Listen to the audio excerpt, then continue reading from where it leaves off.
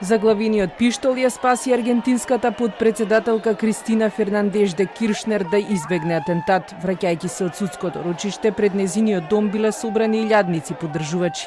Киршнер ги поздравувала на собраните кога одеднаш пред неа излегол маж и вперил пиштол во лицето, го репетирал, се обидел да пука, но пиштолот се заглавил токму во тој момент. Низ социјалните медиуми се прошири снимката на која јасно се гледа инцидентот. Се одвива толку брзо што и самата Киршнер потоа ги убедувала телохранителите да го остават на паѓачот, велат сведоците. Sí, yo estaba ahí, estábamos saludando a Cristina cuando pasó esto.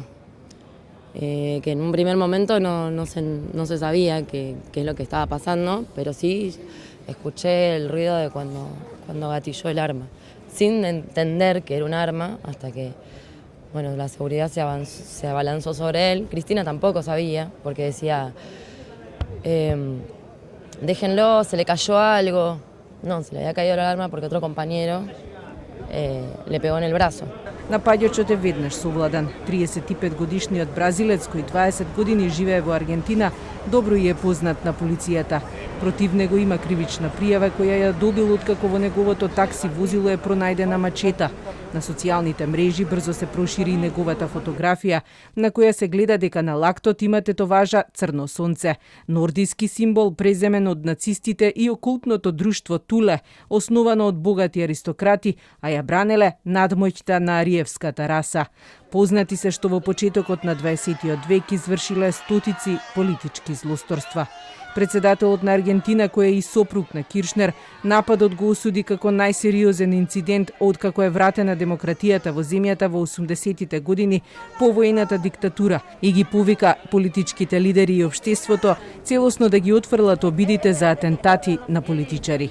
Convoco a todos y a cada uno de los argentinos y argentinas, a toda la dirigencia política y social, a los medios de comunicación y a la sociedad en general, a rechazar cualquier forma de violencia.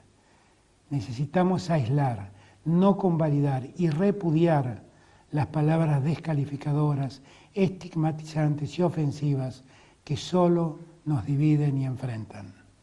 Но оваа изјава од председателот најде на критика од опозицијата. Вела дека наместо сериозна осуда и истрага за инцидентот, председателот ги навредува опозицијата и новинарите. Му порачаа да не си игра со оган. 69-годишната де Киршнер е обвината за корупција и измама во врска со доделување јавни договори за време на двата председателски мандата од 2007 до 2015. Таа ги негира обвинувањата, но ако судот ја прогласи за виновна, се соочува со затворска казна од 12 години.